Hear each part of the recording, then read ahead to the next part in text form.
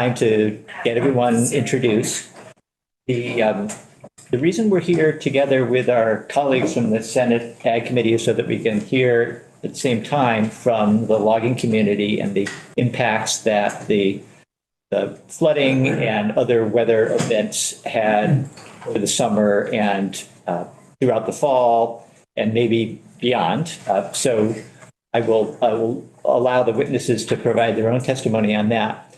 But I'm going to just go around the room quickly and introduce the members of the House Committee, and then I'll turn it over to Senator Starr, who will introduce the members of his committee, and then I think we're going to let him run the meeting as well.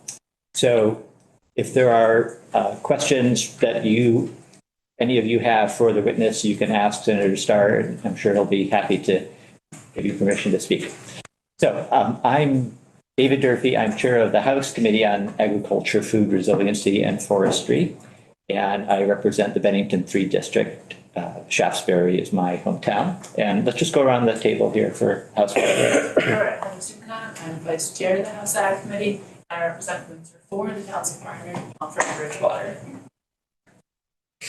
Hello, everyone. I'm Representative Esme Cole, and I represent Windsor 6, which is Hartford, Vermont.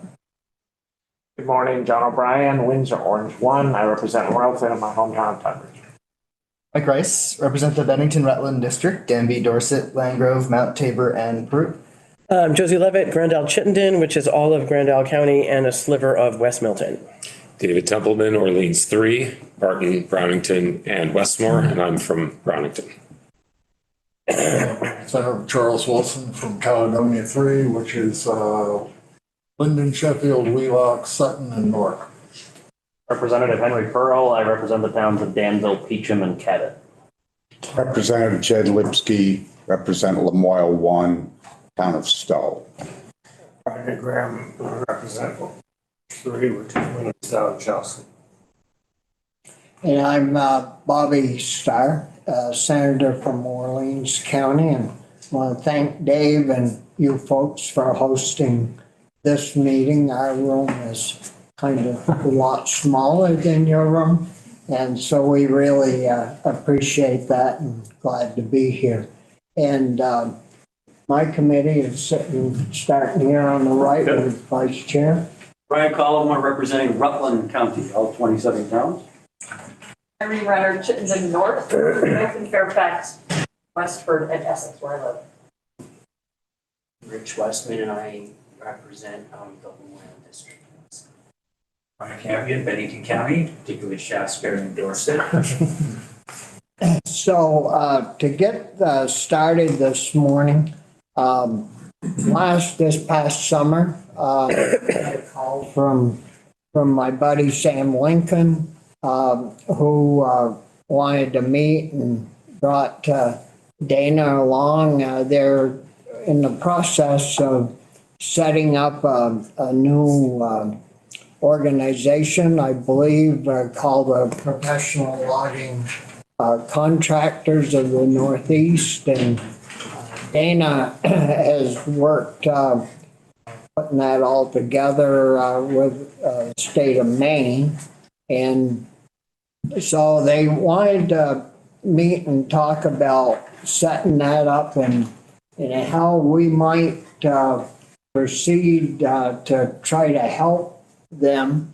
Our ag and forestry people have had a real bad year this past year with all the rain and the frost and early frost that kind of nipped the grapes and apple buds and so anyways, to get started, I wanted to get this going early in the session so that when you're doing something new, it certainly takes time and a little money.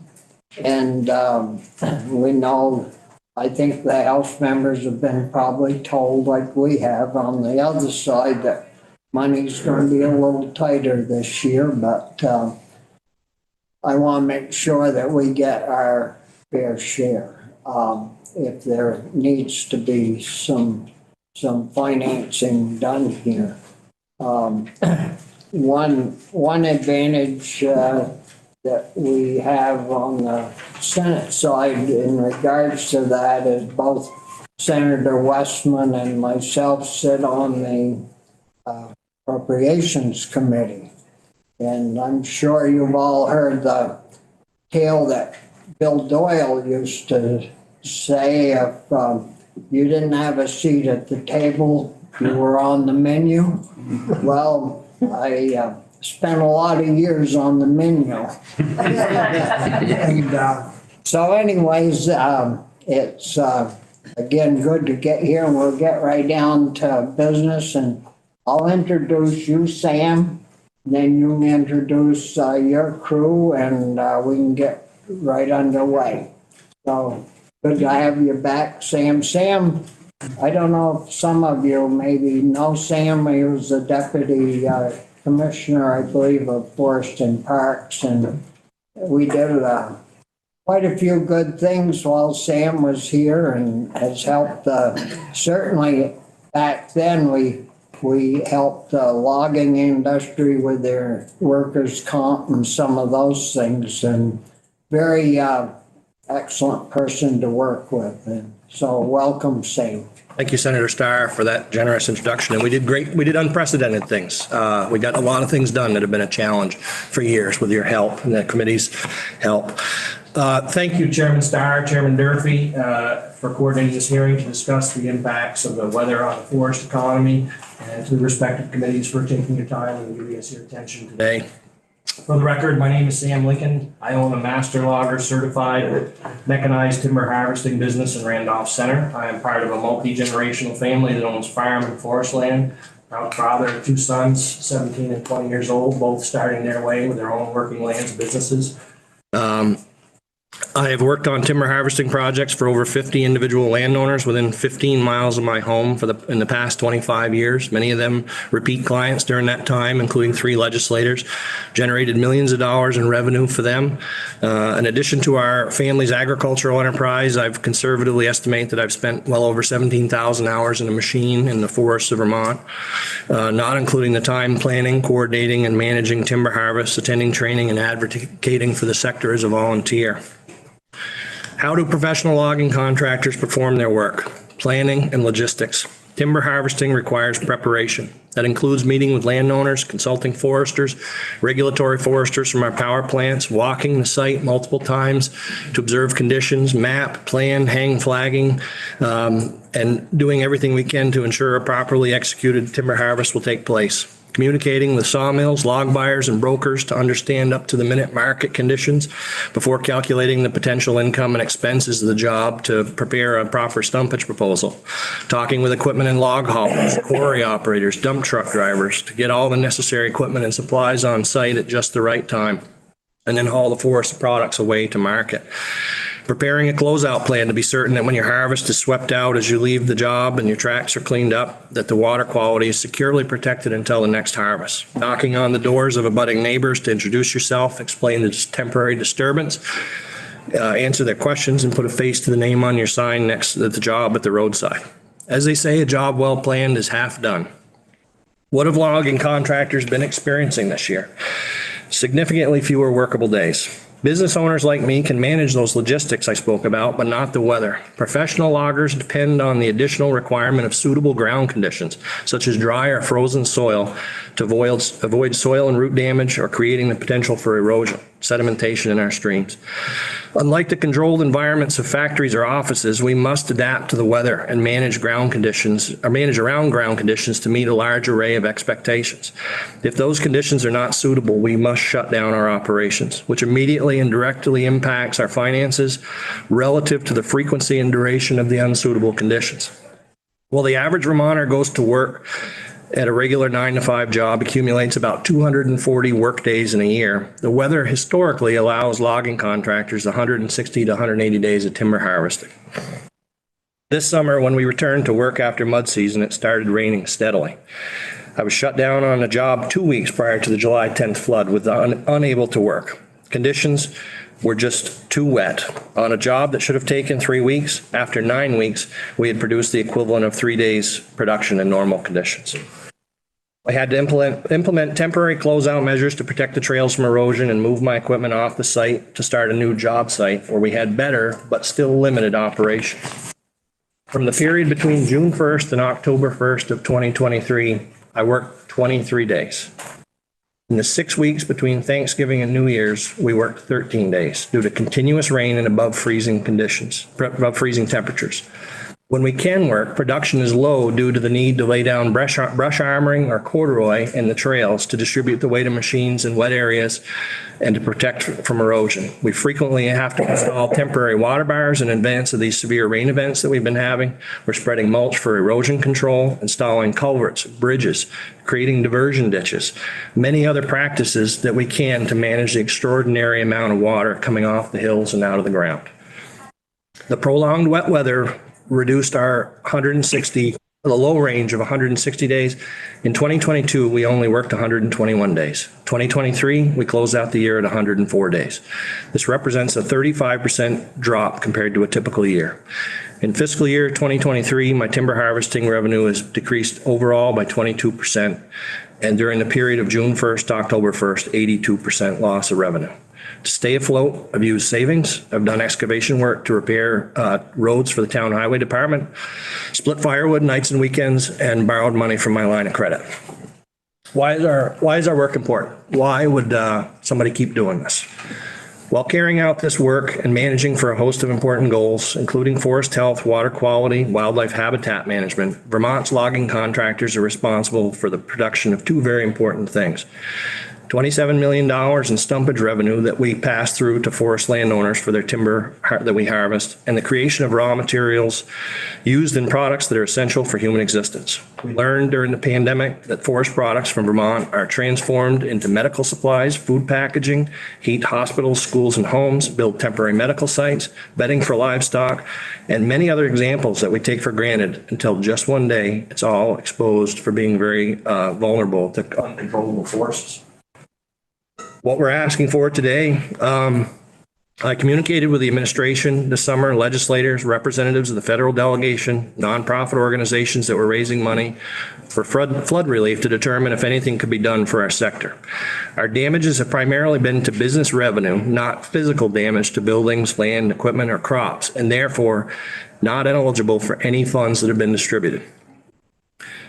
Our sector has been denied relief when agricultural producers, a vitally important companion working land sector, has received millions in programmatic relief. Headlines, promises of more relief from the federal delegation, fundraising and grants from nonprofit organizations.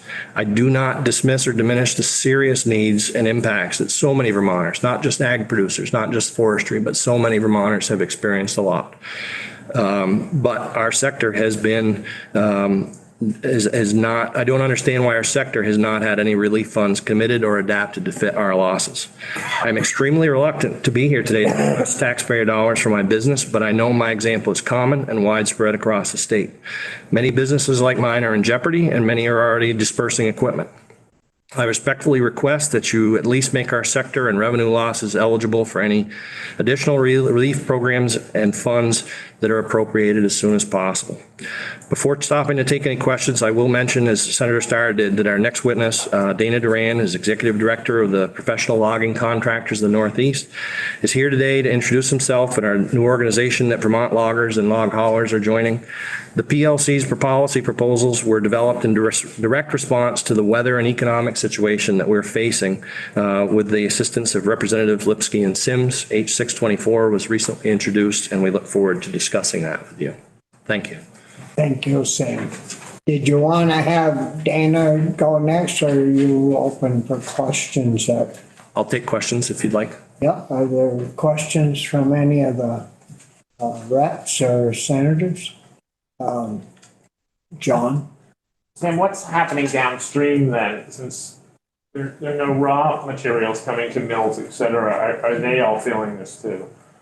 I believe so, Representative O'Brien. We have Trevor and Cliff Allard here from Allard Lumber Company and Sawmill to talk about that. So. And Rodney? I just understand that A. Johnson lumber shut down? Or is that permanent? The A. Johnson sawmill in Bristol is shut down permanently as of the end of November, is my understanding.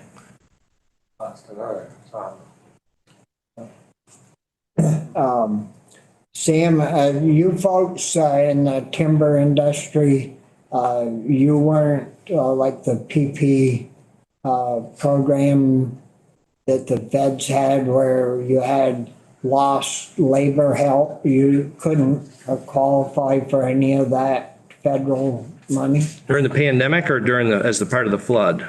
Well, during the pandemic. During the pandemic, I believe the forest products industry qualified. Vermont, the legislature stood up the Forest Economy Stabilization Grant Program, which was $3.6, it was $5 million appropriation, of which $3.6 million were administered through that to the forest economy, businesses up and down the supply chain that could demonstrate an impact and loss. I believe logging businesses were eligible for payroll protection program. And Dana can speak to the timber harvesting and hauling relief program that was stood up by the federal government. But this flood stuff, there wasn't any help from Agency of Commerce and Community Development. Revenue loss was not an eligible impact from the flooding. There were a number of loggers that reported they had tens of thousands of dollars of timber cut in the woods that they couldn't reach with the equipment. And if they could demonstrate that as a physical loss, I believe that was eligible, but it was 20% or $20,000, whichever was more. And I talked to people that had far more than that and timber left in the woods. We're on a job now salvaging timber from a logger that had to abandon a job in June, that the wood was cut and left and we had to go back. We're in there now cleaning that up at a loss to the landowner to some extent. So. And how soon do you have to extract that timber once it's cut before it starts going the other way? It all depends on the species, the humidity, the moisture, temperature, things like that. But we're cutting some pretty high value maple wood, some pretty nice veneer logs that are going on the firewood pile. So, which is a pretty big hit to the landowner. That's not good. Yeah. Well, did you any other questions?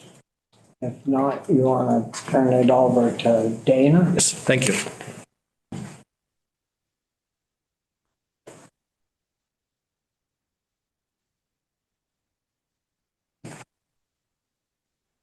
Our paper copies of my testimony. Did you already circulate it?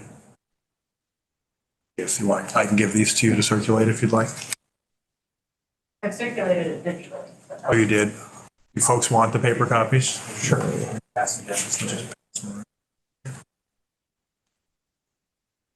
Oh, welcome to Vermont, Dana. Good to see you again. Yes, thank you. Pleasure to be here. Senator Starr, Senator Collmore, members of the Senate Committee on Agriculture, Representative Durfee, Representative, is it Supernaut? Got it. And Representative Graham and members of the House Committee on Ag, Food Resiliency and Forestry. My name is Dana Duran. I'm a resident of Belgrade, Maine. I drove over here this morning. It was one of the greatest drives ever because it was quiet and dark. It's time to do it. Not a lot of traffic on the road. And as Sam told you, there's not a lot of wood moving. So there were not a lot of log trucks in the way. I am the executive director of an organization called Professional Logging Contractors of the Northeast. I'm going to go through my testimony. I'm not going to read all of it. I've given you written copies. I came prepared because I think paper is a good thing for our industry at least. And in Maine at the legislature, we always provide 25 copies as standard procedure. So Maine hasn't gotten rid of the paper form yet. So if I do the same thing, it's just because I've been trained for the last 10 years to do that. So as Sam alluded to, Professional Logging Contractors of the Northeast is a trade association that started in Maine as the PLC of Maine in 1995. I've known Sam since 2016. I've gotten to know Representative Lipsky over the last year and a half. It's what we call a traditional trade association that represents loggers and log haulers in the state of Maine. In 2022, Vermont contractors came to our organization and said, would you be willing to expand to Vermont? And we said, sure. We took a board vote. The board approved it unanimously, and that ensued a series of discussions about who the PLC is, but then what's the interest in Vermont? We weren't going to come to Vermont unless Vermont contractors wanted us to come. So we had a series of meetings starting in December of 2022. We hosted about 50 contractors at a meeting in Barrie, unanimous support throughout the room to pursue this. In May of 2023, our membership voted to change our bylaws, to change our name, and we officially moved forward. We have, since that point in time, selected 3 board members of our organization are from the state of Vermont. So Sam Lincoln is one of those board members. Jack Bell, who I think is going to be appearing over my shoulder here in a little while, representing his business, Longview Forestry of Heartland, and Gabe Russo of Southwind Forest in Paulet has also been elected. We also have had 15 new members join our organization since the beginning of October. We have 5 new members that have submitted applications, so we'll have 20 here within the next 2 weeks. So there's been significant interest from contractors in the state of Vermont. To become a member of our organization, it's not simple. We don't just take an application and say, you're in. You have to have a workers' comp policy or be master logger certified and comply with all state laws regarding being a sole proprietor. And you also have to undergo a background check with the Department of Forest Parks and Recreation. So every single applicant that we get has to go through that background check, and then they have to be formally approved by our board. So it's not an easy process. We want professional contractors that are meeting the rules, regulations, and abiding with state law and federal law to be members of our organization. So that's just brief background about why we're here and what we're doing. I've been in my position since 2014, predominantly we're an advocacy organization, but we do quite a few things regarding training, insurance, discount purchasing programs for our members. And we also have a philanthropic program called Logaload for Kids. And since 1995, we have raised $2.2 million for children's hospitals in the state of Maine, and we're bringing that program to the state of Vermont. So we're quite proud of that work, especially considering what contractors go through on a daily and annual basis. They still dig deep to get back to their local community. So what I'm going to go over is what we've kind of developed as a policy platform. I apologize. John? Yep, sure. Dana, to give us some context, are there other states now in the Northeast that are also part of PLC? Sure. Good question, Representative. So as of right now, we are making our organization available to contractors throughout the Northeast. Vermont is the first state that has come kind of both feet in and said, we want you here. So, and that's the way we're treating it. We're not going to every state and planting a flag and saying we're here. We need a critical mass of contractors that want us there. And so Vermont has been that first guinea pig, I guess, so to speak. So hopefully that answers your question. So we've, over the last year, we've had a steering committee of 15 contractors here in Vermont that has been meeting and has been working on a policy platform. And I'm going to present that policy platform to you. There's a phase 1 and a phase 2 to the approach. It's all included in my testimony. Phase 1 is what is before this committee, Representative Sims and Representative Lipsky are co-sponsors. I've referenced it at the top of page 2 in my testimony, but that's H624. Sam mentioned it, an act relating to providing financial assistance to the forest product economy. Phase 1 that's included in my testimony is what is essentially in that bill. And then phase 2 potentially is something for the future, just for your own consideration, but it all comes in context. So let me start with phase 1. So over the last 8 years in Maine, we've worked with the University of Maine on producing an economic impact study. That economic impact study has been published 3 times. It's critical to demonstrating and benchmarking what logging and trucking mean to the Maine economy. There's nothing that's been done like that here in the state of Vermont. So part of what we're putting before this committee is to work with the University of Vermont, the Center for Rural Studies, and to essentially benchmark what logging and trucking mean to the state of Vermont. Not as a full, but as a distinct and separate member of the full value chain. So we wouldn't study, okay, here's what the entire Vermont forest products economy means in terms of jobs, in terms of economic output, taxes, payroll, et cetera. But what does logging and trucking mean so that we can present facts and figures and data as to the jobs, the employment, the wages, the capital expenditures, the types of equipment that are here in Vermont. That's never been done before. So that's one of the things we feel strongly before we can do anything else with respect to workforce development. We need to know and understand what logging and trucking means to the state of Vermont. So that's something that is we have worked with Representative Sims and Representative Lipsky on the legislation to be included as a kind of a benchmarking study. So that's step one. From that, we also, Sam referenced, and so did Senator Starr, the work that was done in 2019 and 2020 on workers' comp. Workers' comp, obviously, you have to have workers' comp to be a member of our organization. We feel very strongly that employees in the forest have to be safe. They have to be protected. If there are accidents, they must have a safety net. And so safety training is critical to that. You have to lower risk. So a second piece that we have requested is some funding to try to help contractors get their employees trained, especially in mechanized logging, on what are the risk factors. What are the risks that they need to be trained on? And so bringing training that we've been doing in Maine for the last decade, and we've trained over 12,000 people have gone through one of our trainings, bringing that to the state of Vermont. Our trainings are different every year because the risks change every single year. So that would be a second step under phase one. Phase two, as you'll reference on the top of page 3, has to deal with career promotion and workforce development. I've just provided it to you because after we provide that benchmarking study, we know what the jobs look like now. We know what the jobs of the next 10 years look like. What are the forecasts on the types of jobs, logging, trucking, mechanics, back office. Then we can set up training in the state of Vermont. We can take a look at the secondary system. We can take a look at the post-secondary system, and we can make recommendations. 8 years ago, we created a mechanized logging operations and forest trucking program with the community college system in Maine. We've trained 100 individuals who've gone through that program in the last 7 years. It's a 20-week training program. A student who goes through that program goes through 12 weeks of on-the-job training on 7 pieces of mechanized training equipment, and they also walk out with a commercial driver's license now. We want to bring that program here to the state of Vermont, but we need to know, we need to benchmark what are the jobs, what do they look like, then we can determine, okay, this is what it's going to cost, and here's how we partner with industry and the state legislature to do so. So that's, again, phase 2. Coming back to phase 1, Sam mentioned the situation with the floods, the warm weather, the winters. So trying to help contractors be or adapt to climate resilience is a measure that has to take place. In order to increase operating days, there are measures that have to take place in order for contractors to work in the woods.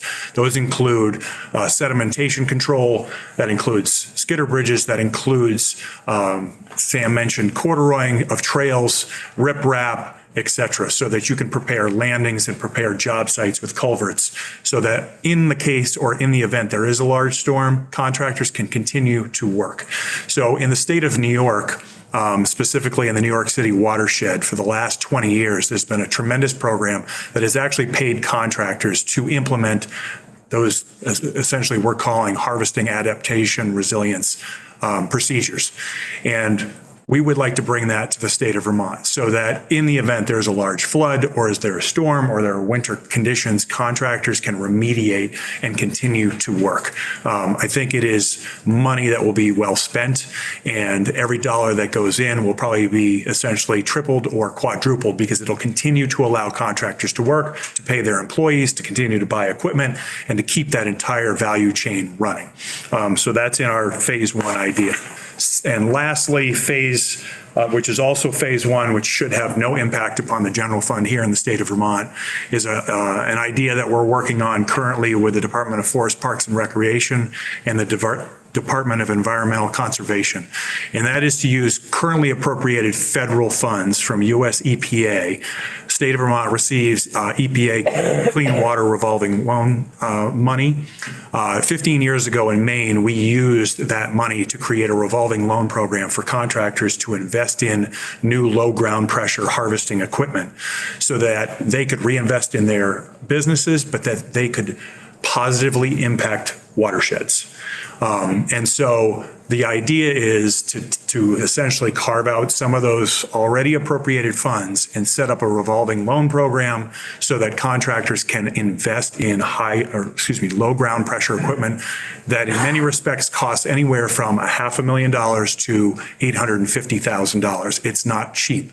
But if you can use these funds to lower the interest rates, a contractor can save $50,000, $75,000, $100,000 on interest, and it allows them to reinvest and to employ many of these climate resilience initiatives that I mentioned before, also in phase one. So we're working with the administration right now. We're not there yet, but we feel pretty positive, and I know Oliver is here from DPFR, and he can mention the work that we're doing behind the scenes on that. So I think that's enough for today. Happy to answer any questions that you might have, but appreciate the opportunity to be here and have feet on the ground in Vermont. Yes, ma'am.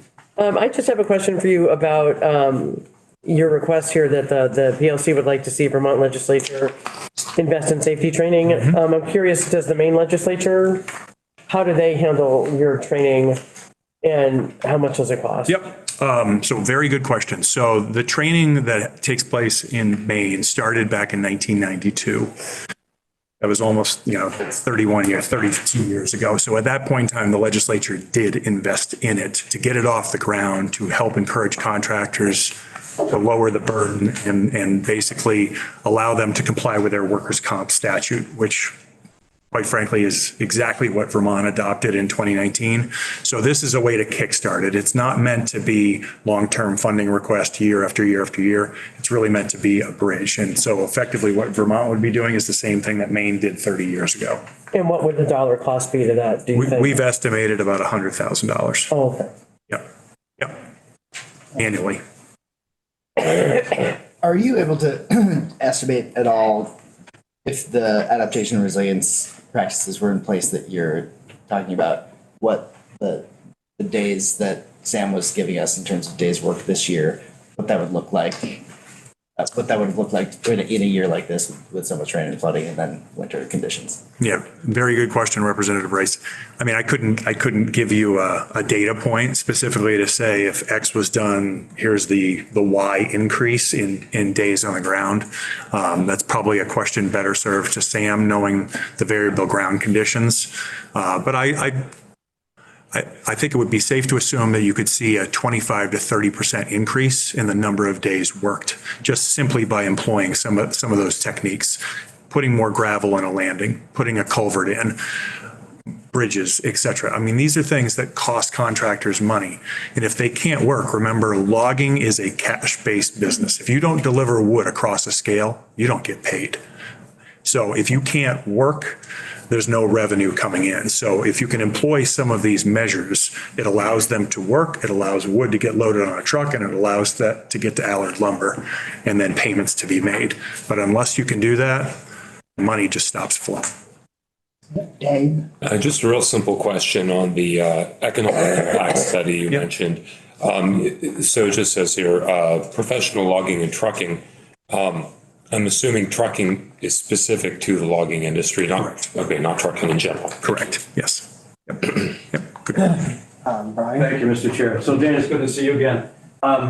You mentioned that in order to join the PLC, there had to be sort of an alignment with statutes in both Maine and Vermont in terms of people that are joining.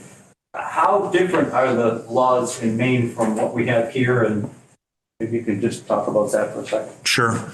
They're almost, I wouldn't say identical.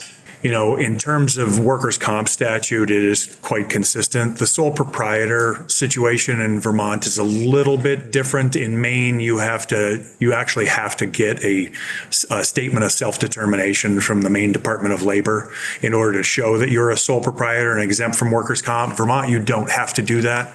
So that would be the only change. Vermont, or I should say Maine, has a much more diverse set of Forest Practices Act regulations that folks have to comply to or with than Vermont does. So in terms of that background check that I was talking about, the Maine Forest Service has significant resources on investigations and compliance and et cetera than Vermont does. So, that enforcement piece is much, much different. So you won't see as much of evidence with individual companies, but there are a lot of similarities. So would it be fair to say that the Vermont guys, gals, kind of had an easier time with it than maybe the Maine? That sounds like Maine may be a little bit more restrictive, or? It's become more restrictive over time. I think when PLC first started, if we go back 29 years now to 1995, the Forest Practices Act hadn't been passed yet. The workers' comp reforms had just come around. So if we compare apples to apples and snapshot in time, it's pretty consistent, other than that small sole proprietor piece that I talked about. So good question, Senator. Yeah, thank you, Senator Starr, and thank you, Dana. Just for the record, my name is Jed Lipsky, and for full disclosure, I have worked on the advisory committee with the PLC of the Northeast, and proudly so. I'm also been honored as Sam Lincoln has been. We are current master certified loggers, and there's a connection between the PLC, the Trust to Conserve Northeast Forests, and the Master Logger Certification Program. And the biggest part of that connection has to do with the integrity and the responsibility that loggers need to uphold in order to continue with the best practices and most environmentally responsible practices. So I just want to weigh in on a question that Representative Rice brought up, and also Senator Collimore. This issue of armoring a landing which protects municipal roadways or other public ways from any deleterious impacts from heavy loads or turbidity that could potentially reach waterways. That's a very specific and critical expense. And our bill, I include what Representative Sims and I are co-sponsoring, does address that particular challenge. But what I just, for everyone in this room, and you've heard me over previous session, responsibilities that timber harvesters face from ecological, water quality, wildlife, bird habitat, soil productivity, as well as adapting to outdoor recreation demands on forest land, has increased over the last couple of decades. But right now, those responsibilities have never been greater, and we expect with all the climate impacts, they will continue to rise. So that has forced many contractors to invest in what we refer to as low ground pressure, most environmentally responsible. And I have been engaged in that low ground, particularly forwarding, harvesting, and tracking equipment. And that has significantly allowed me over the years, although I'm a small contractor, to continue working. And I would estimate over the last decades, probably added about 25 or 30% to my production. So that is an important issue moving forward, but also a huge cost. Thank you. Yeah, and I was wondering, how is that bill been introduced here in the House side?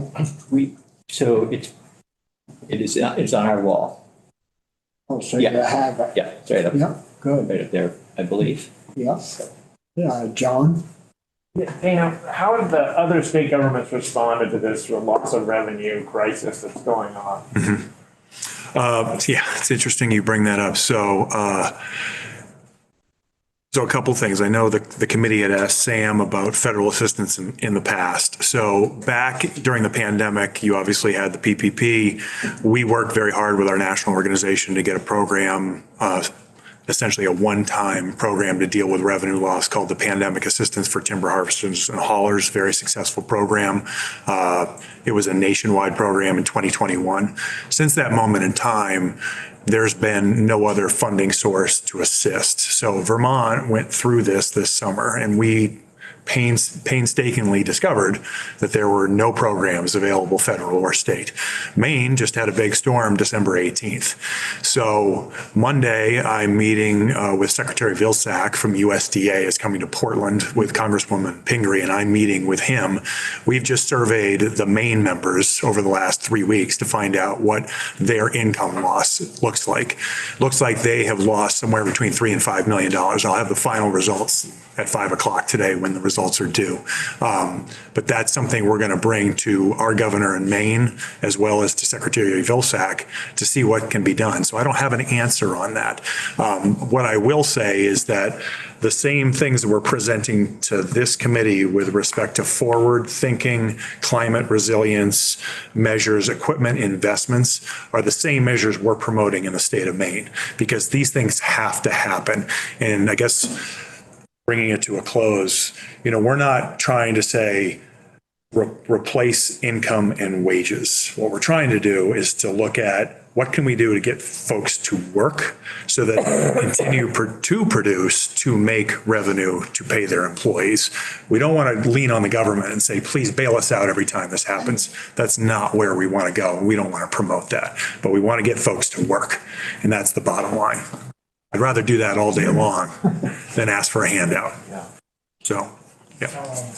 You have something, Sam? If I may, Senator, thank you. And to add to that, I think to Dana's point, is our vision for this is as Vermont looks for resilience and adaptation in climate practices, loggers are working hundreds of logging sites a year. And if you start putting pins on a map where we've implemented these better practices, more durable practices, we're securing that land from sedimentation, erosion, larger impacts, with the necessary tools and equipment and practices to get that done. That's what we're looking ahead saying we want to do. And we can play a big role in the state's response, and again, an adaptation and resilience in the future. It would seem to me it's quite important to get that impact study done, because the first thing that we're going to get asked when we get to appropriations, some facts and figures. And so has there been any movement on that with UVM?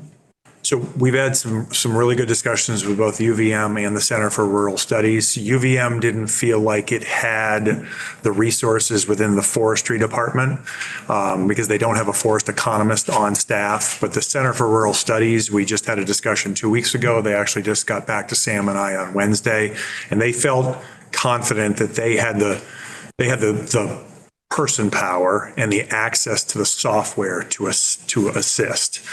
A lot of this entire exercise revolves around getting data from contractors, and contractors are resilient because they're independent businesses to provide information to state agencies, to others, just because they're businesses. They don't like to give that information up. So you need an organization like ours that can work with them and build that trust to then get that information. So anyway, that's, again, we're not there yet, but we have had some positive conversations with the Center for Rural Studies on that. Great. Yep. Yes. You want to think about here is we come with ourselves. And I know we talked to foresters that can't get people to cut these jobs that are due for land use program because there's not enough people, not enough parties to do it. And so it could jeopardize the whole land use plan that the state is trying to keep it working. Yeah. Yeah, because if you've got a 10-year plan. Right, exactly. We've seen that, I could tell you many times. And the other thing is, with the weather, they're going to pick the loggers which they need to do. They're going to pick the ones they can harvest, and the others, because of capital expenses and equipment, they're not going to get cut. Yeah. Senator Starr, would you mind if I just added to what Mr. Allard was talking about? So I mentioned in here that community college training program. So I'm sure all the folks in the room are aware that Vermont Tech essentially is eliminating their forestry program, which is bad news. So one of the ideas is that we bring our community college program here to Vermont. Maybe, hopefully it's in Randolph Center, it's at Vermont University. We bring it every other year, every third year. It's not something where we have to recreate the wheel. We've been running this program for 7 years in Maine. We know how it runs. What we need to do is then bring it here. I mean, I will tell you, this is a multi-million-dollar program. It's not paid for by the state legislature. Essentially, about $250,000 a year comes out of the Maine legislature to help with that program. The rest of it's coming from the manufacturers. So we have 7 pieces of mechanized harvesting equipment that if you bought them brand new, it's $5 million. The manufacturers give us the equipment to run because they look at it as McDonald's. If you train someone cradle to grave, here's your Happy Meal, in 25 years, are you still buying a hamburger at McDonald's? It's the same way with manufacturers, and that's the way they look at it. So it's an amalgamation, but it's a collaborative effort between industry, the legislature, and the manufacturers for workforce training. And we think it's a great model. And we could bring it here to Vermont as well and maybe do it at Vermont Tech if that forestry program truly goes away. Well, we've got on the Senate side, we've got people from Vermont Tech coming in. I don't know if it's either the tail end of next week or the first part of the following week, because the ag program is in the same shape as the timber program. So we've got the people coming in to explain to us what their procedure and what's going to be included in the program starting in September. We're aware that it's not a good issue to be losing. Yes, sir. I was just wondering, I know, like, in reference to that, the issue around both ag and forestry seems to be an enrollment issue. They wouldn't shut down a program that had people wanting to do it. So I'm wondering, in Maine, is there any education outreach? Are you in school? Like, there seems to be need for promotion at an early level to encourage people that this, and also obviously we need to fix the problem of making it a profitable industry. So it's something that people want to go into. But just wondering how you address the education piece. Sure. So if you look at my testimony on page 3, I talk exactly to that point, Representative Pearl, and that is career promotion. We work very hard in Maine in getting into secondary schools, but we also work with post-secondary because there are a lot of applicable trade programs where folks go through a welding program, a heavy equipment operations, a diesel hydraulics program, and they're a natural fit to come into logging or trucking. But the direct answer is yes. So we have a teacher's tour in the summertime that we run to bring secondary school teachers out and get them immersed in the forest products industry so that they can see the jobs of the future. And it's not just logging and trucking, it's forestry, it's mill manufacturing, could even be recreation. And then we also do a lot of promotion, television advertising, social media to advertise and promote the jobs of the future. Interesting fact point, I should have brought copies of our economic impact study, but in 2017, the data point in logging and trucking alone said the average salary was $47,000 in rural Maine in the job. We just released the findings of the latest study in March of 2023, which was 2021 data, but the salary had increased almost $20,000. Pandemic, et cetera, demand, all those things. But if you can go through a 20-week training program and walk out making $65,000 to $70,000 with zero debt, it's pretty good for a rural area. And I don't care if you're in Maine, Vermont, New Hampshire, New York. That's pretty good. So I would challenge anybody to find a program like that where they can walk out with zero debt and start making that kind of money, but only if they can work. So.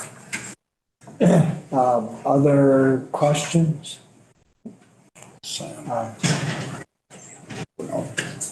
Sam? Thank you, Senator. I just wanted to add to that, as a business owner, logging contractor of policy proposals, the one that I'm the most excited about is that workforce forecast. The idea that we can work and find out how many empty seats and machines there are, how many people we need to do these jobs, and start taking action to recruit those young Vermonters, middle-aged Vermonters, however, whatever age, and put them, train them, and get them into this industry. And because it's exciting. It's a very actionable thing that we can do.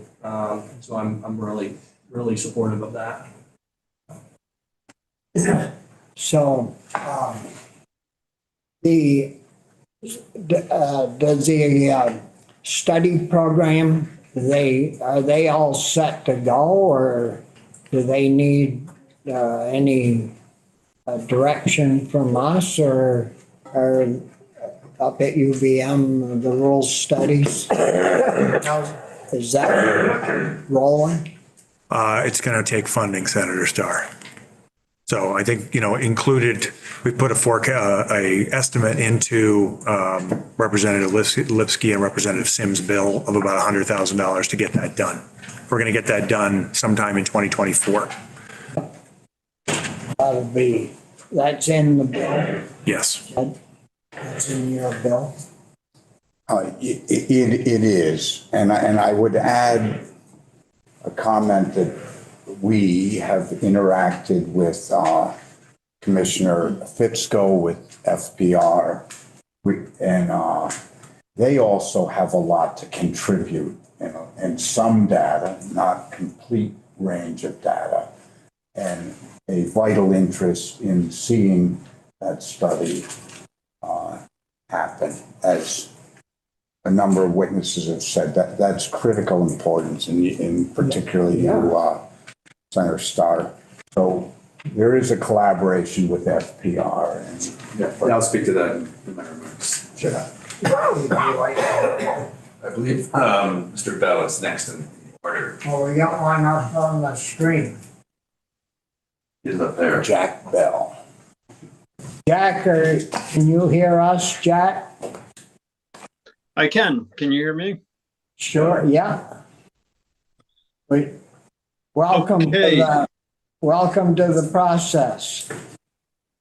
Thanks. Good morning, everyone.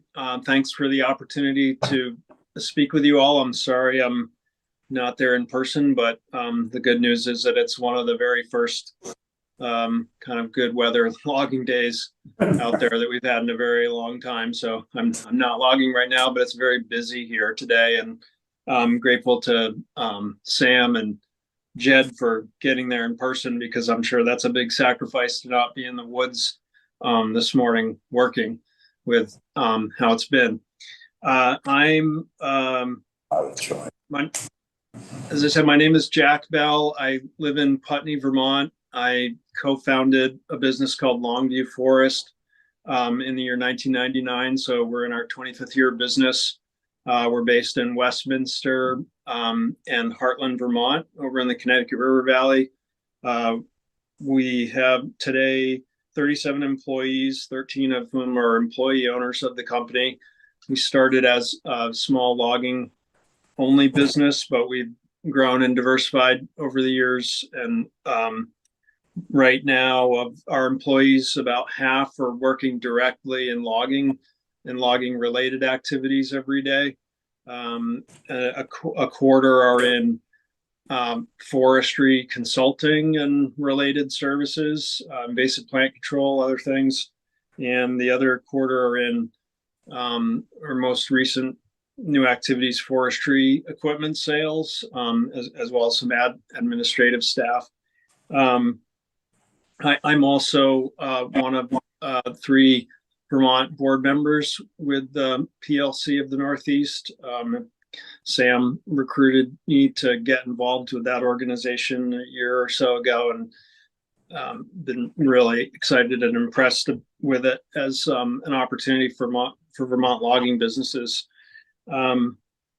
So I just thought, I'd just talk a little bit about what the weather impacts have been on our business. We're a mission sort of a mission-driven, mission-focused business. Our mission is to do forestry, to grow and harvest trees and be a contributing part of the Vermont forest products economy. We do plenty of other things to earn money, but that's, the reason for our businesses being. And, we're out to try to help produce some of the materials that we all use so much of. And we, believe that Vermont and its forests and soils is a place that's very, very capable of doing that, and that these materials are going to come from somewhere. And if they're not coming from here, coming from somewhere else, and they may or may not be produced in as good way as we can do it here. And then also, big believer in wood as a really good raw material to use compared with the alternatives of plastics and metals and concrete and others, from overall energy and carbon and environmental impact perspective. So, some of our biggest goals in our business in trying to build and accomplish our mission are to have really good jobs in the business. And that means competitive pay, benefits. And, we find that there's a lot of people that want to work in this industry, from a variety of walks of life, from the traditional backgrounds of logging and forestry, but also plenty of other people. Like, I had no background in any of this. I grew up in New Hampshire, but just wanted to work outdoors and get involved in natural resources. And so I find there's a lot of people that want to be part of this industry, but the quality of the jobs is a big hindrance. A lot of people try it, and then if they have other alternatives, they go elsewhere because of higher pay, better benefits, but also and absolutely to the weather question, consistent pay. In general, people that are employees in businesses, in logging businesses, are paid hourly. If people are running their own business, obviously it's, as Dana was saying, just whatever they can produce on any given day. So the consistency of income is really a big factor for people working in forest products industry, and especially logging.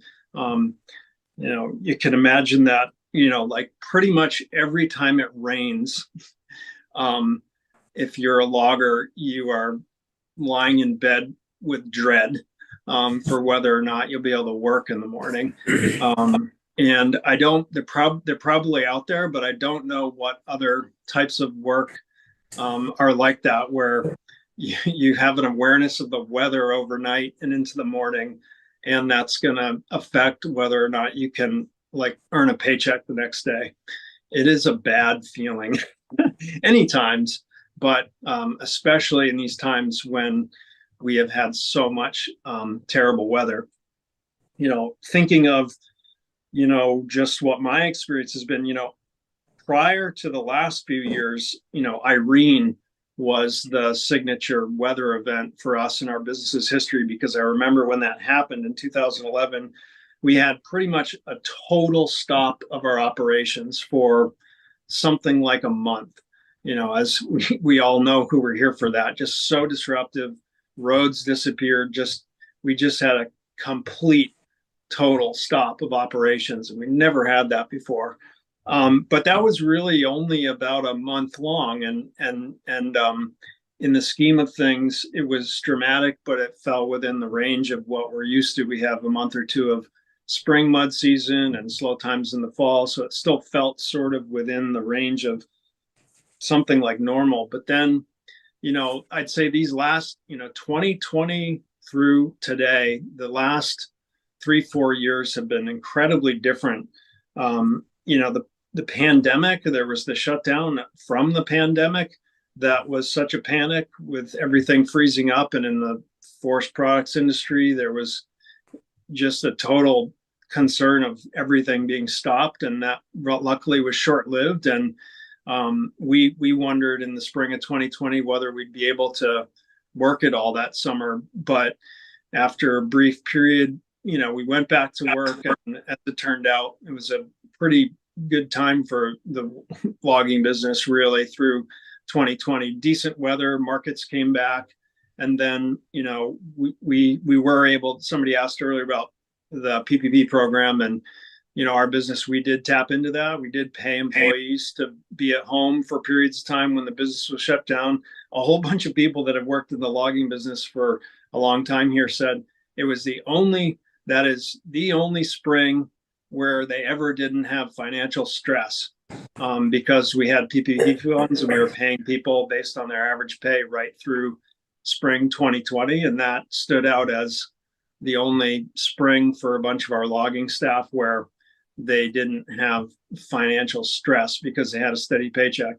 And, we're not a business that lays people off or sends people home. We've committed that people can always come to work and work a regular full week. But a lot of our guys, if it's sweeping the floor and doing things that aren't incredibly obviously needed, they'd rather stay home and do something else, scout hunting or whatever it may be. So they sort of, we provide work, but they, just want to get back to their normal work. So spring is always a stressful time.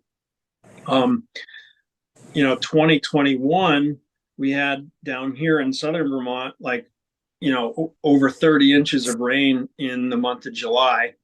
And that was more disruptive than Irene. That was unbelievably difficult summer, stretched right on through. That was a time when a group of legislators were going around the state visiting job sites, and we were due to host one of those visits, I think in July. Or I remember it was right around that time because Paul Frederick kept asking, are we really going to be able to visit an active job site?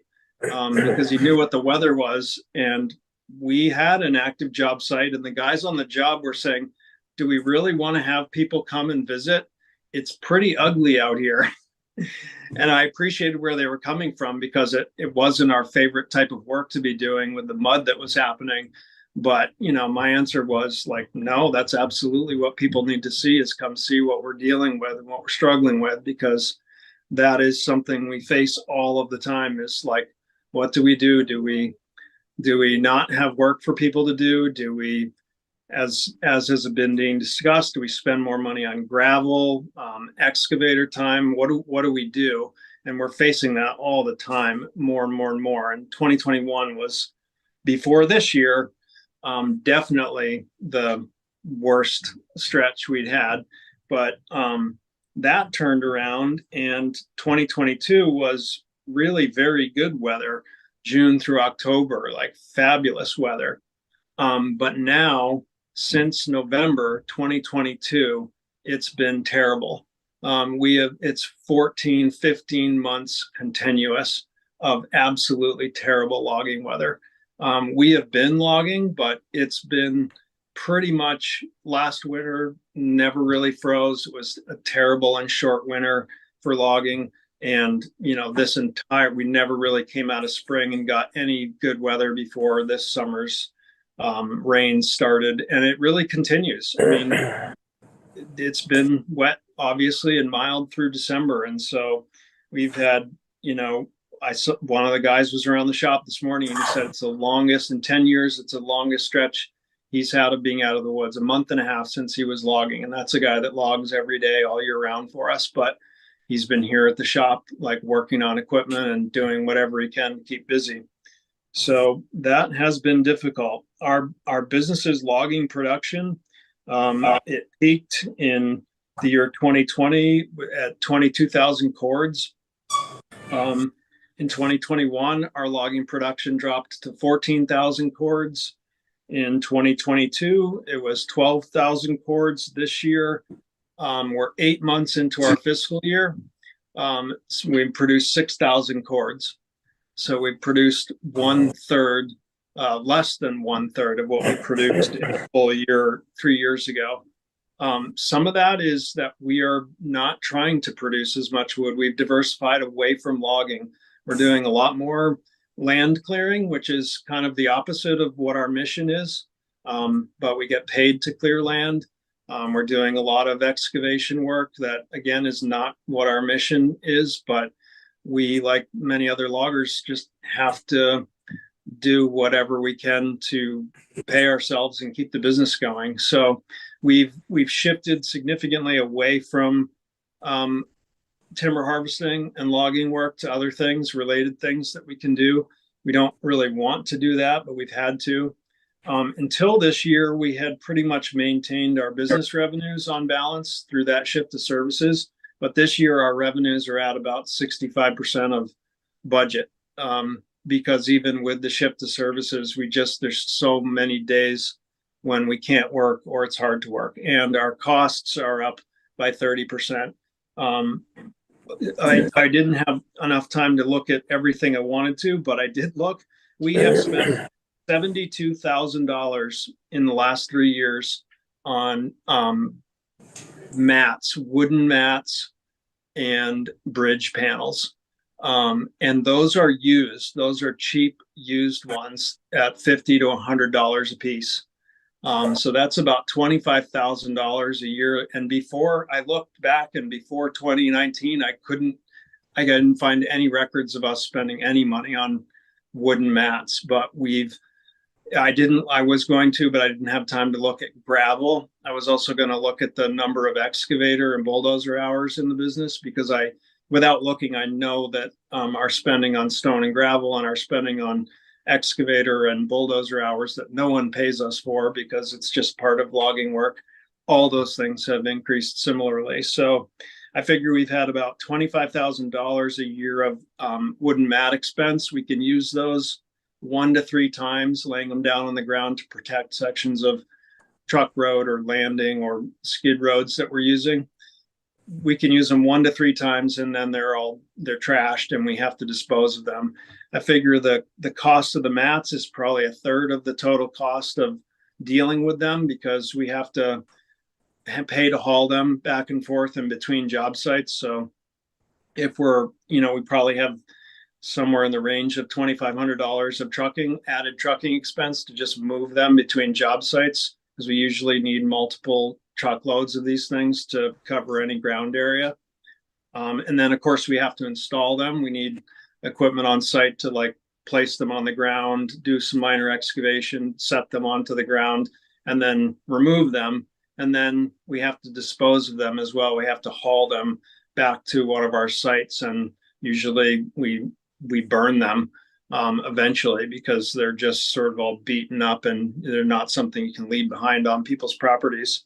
So that's just an unbelievable added expense. And I figure that if our production was not down, I'd say that would be adding something like 10 to 15% to our total average logging cost. But at the same time that we're seeing all that additional expense, that's spread across less volume production, because we've been, that expense is pretty much all in timber harvesting. We don't have those kind of expenses when we're doing land clearing work or excavation work.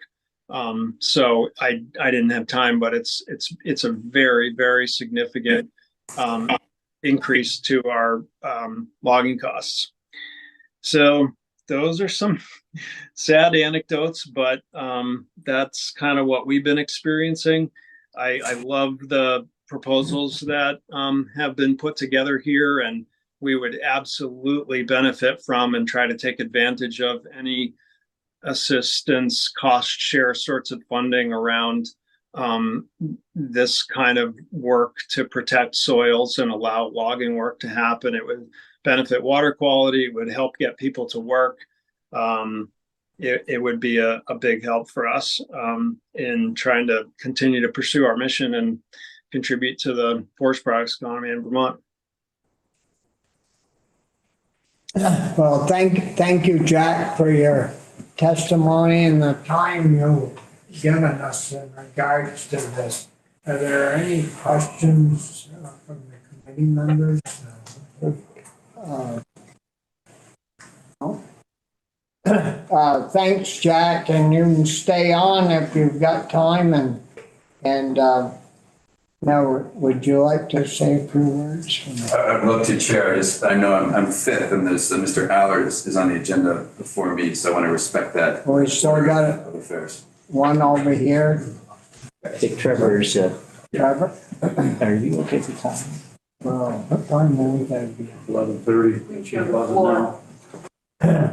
We got 2 more minutes, so. So one, if I may, if the Senate members of the group need to be on the Senate floor, I think shortly, we have extra time. We're available till noon and would be happy to hear the testimony from the folks who haven't had a chance to speak yet. And then perhaps you could check in with them later or watch it on television. Yeah, okay. watch it, yeah. Okay. Well, why don't we do that then? So maybe we should leave before we get started, and then we won't interrupt you.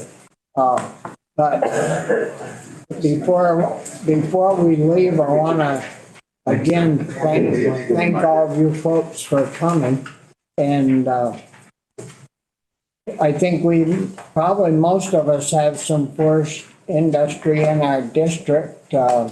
And I know Ethan Allen, up my way, they aren't loggers, but they certainly use a lot of maple and high-grade timber, and they're having a hard time getting the product that they need. And hopefully we'll be able to get that bill going that you folks have got. And yeah, and I don't want to get too far out ahead of ourselves because we haven't had a chance to, most people aren't even aware of its existence, but we'll have conversations. You got it on our wall, yeah. Well, we need it on the desk. Very good.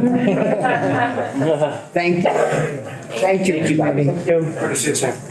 Hey, Sam, really good to see you. Thank you for your time. Yeah, talk to you soon. What's Michael Grady here for? Hey, thanks for the, I don't know. I was wondering. It's his bill. Catch up. He's the one that drafted. Okay. Bills, I'm assuming maybe.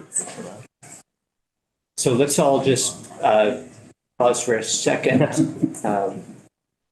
In fact, you know what I'm going to do, because we've been going for an hour and 15 minutes. I apologize to the guests who've been waiting, but we need to take 5 minutes, I think, just to stretch. So let's do that.